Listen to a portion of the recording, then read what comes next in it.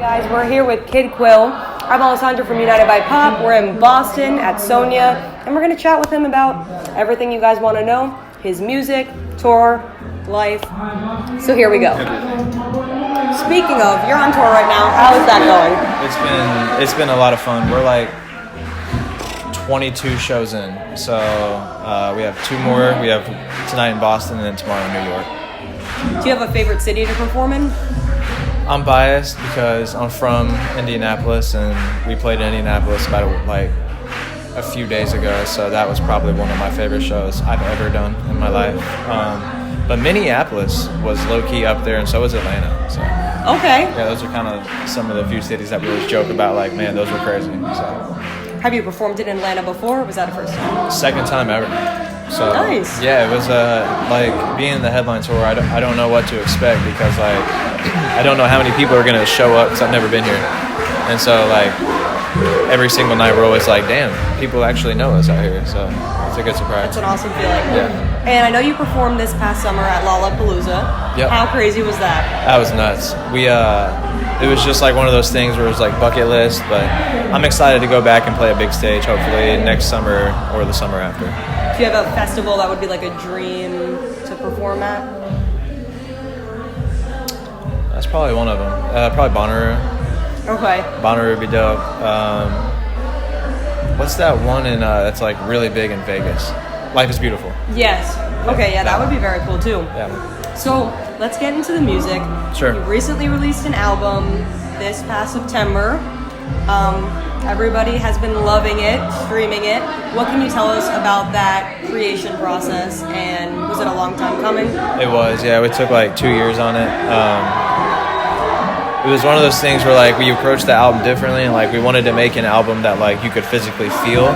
So like a lot of the like creative decisions we made weren't based on like, oh, logically the song should have a bridge here or it should have another hook here. We were just like, I'm just gonna do whatever feels right. So that's kind of how we approached this record, and I wanted to make a record like really kind of in touch with the 70s and the 80s. And so when you put the two together, that's kind of how it all started. But it took like a year and a half, 2 years. Oh wow. Yeah. And Sunset Diner, how did you come up with the name? So I wanted the album. It's like a long line of thoughts. So after Mac Miller passed, I wanted to make an album that was a high, that instead of these kids going out and abusing prescription drugs, they could get the same kind of feeling, euphoric feeling from an album.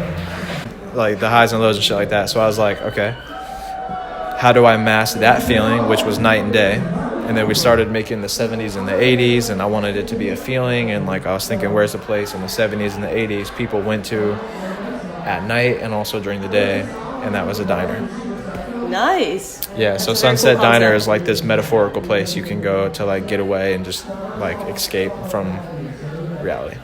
Nice. And were there any songs that didn't make it onto this album that maybe you wrote during the process but it'll come up later? Yeah, there's like a little tidbit. I've never talked about this, but there's actually a song that did not make the album, but in a skit, Connor pulls up and he's in his car and he's talking to me, and we had the song that didn't make the album playing in the background. Cool. So go check that out. So it has like, I think it has like 4 lines from the song we never used. That's a very cool thought. Easter egg. Yeah. Yeah. Exactly. There's been a lot of those lately. Yep. And so you talked about Mac Miller a little bit. Yeah. How has his influence impacted your career and the sound that you have right now? It's just like, he was one of the first people that made me fall in love with hip-hop. Honestly, like when I was growing up, my family never like played hip-hop. My dad would play some Young Jeezy now and then. I don't know why he loves Young Jeezy so much, but he does. And so like when I was in high school, like that's what me and all my friends were bumping to, was like Mac and Wiz. And so it started this whole thing to where like every fun moment, every major moment in my life had like a hip-hop song tied to it. And that's kind of how my love for music kind of started, was through rap, and he was a huge part of that. And you're now trying to segue that into you creating the music so people can have those memories. 100%. Yep, and that's kind of what I talk about on the outro to the album. Yes. And I'll kind of touch on it tonight during the show too. So. That's awesome. And now you have a lot of supportive fans already. Yeah. They're always streaming like all of your tracks, your album, millions and millions of streams. What is it like to see that like creation come to life in numbers and statistics that you can't really, it's not tangible, but when you look at it, it's kind of crazy. Yeah, it's like, it's very humbling and it makes it worth it. But like more so for me, it's like as I'm doing these shows and I have a meet and greet every night, there's like people pulling up with like tattoos on them, and like even tonight someone made custom shoes for me for the album, and it's like those are the kind of things where it's like I really have this cult following that's like crazy. Like after the show in Pittsburgh like 2 days ago, I went right across the street from the venue to a tattoo parlor, and I literally wrote 2 tattoos on people, and they just got them right then and there.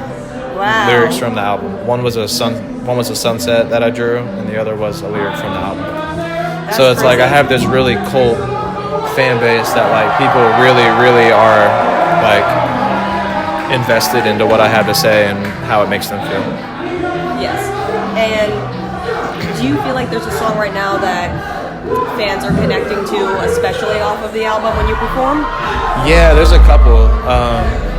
There's one called Chat with the Sky, which is like a more fun one that people are like, every night that one just goes fucking digital. Yeah. And then there's another one on the album called Last Night I Had a Dream that I see a lot of people cry during.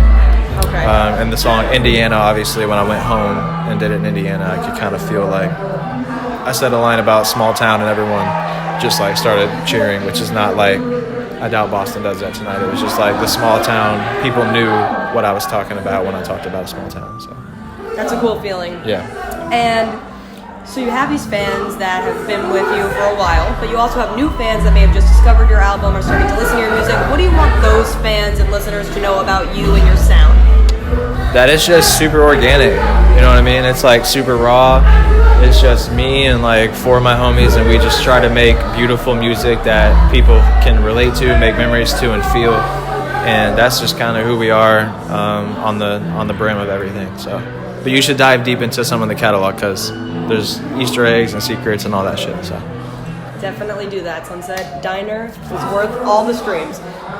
And I want to get into something fun for people that, you know, want to hear more about your influences Sure. and what you're listening to and all of that.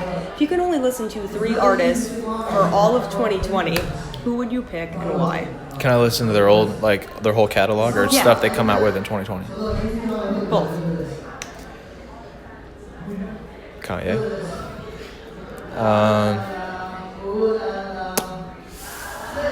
Queen. Good choice. Damn. Third, I'll have to just say, like, I'm trying to think who's coming out with an album. Probably Big Sean. He's my favorite rapper. So I feel like he's gonna put out an album soon. So One please. can hope, Yeah, please. if you're listening. Yeah. So that's cool. And is there anyone you want to collaborate with maybe in the future? Speaking of artists that you enjoy. Really just kind of anybody that would push me as an artist, like either from a production standpoint, because we produce everything ourselves, as you can see, is if you want to, you know what I mean? There we go. So, you know, it's like, but probably Kanye, John Bellion, Quincy Jones, Rick, He's cheating now. Rick Rubin, you know, anybody like that. So. Okay, cool.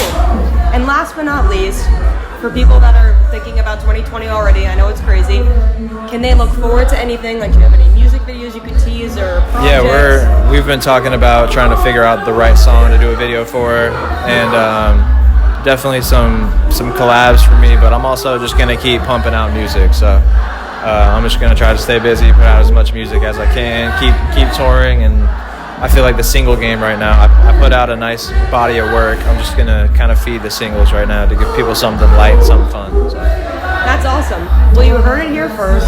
Make sure, comment below if you want to Birdman hear. hand rub. Comment below if you have a specific song you want a music video for. Maybe it'll spark some interest. I need some help. He needs help. And stream Sunset Diner. Check out Kid Quill on tour now. I'm Alessandra from United by Pop. Thank you so much for taking the time to speak with us. Thank you for coming.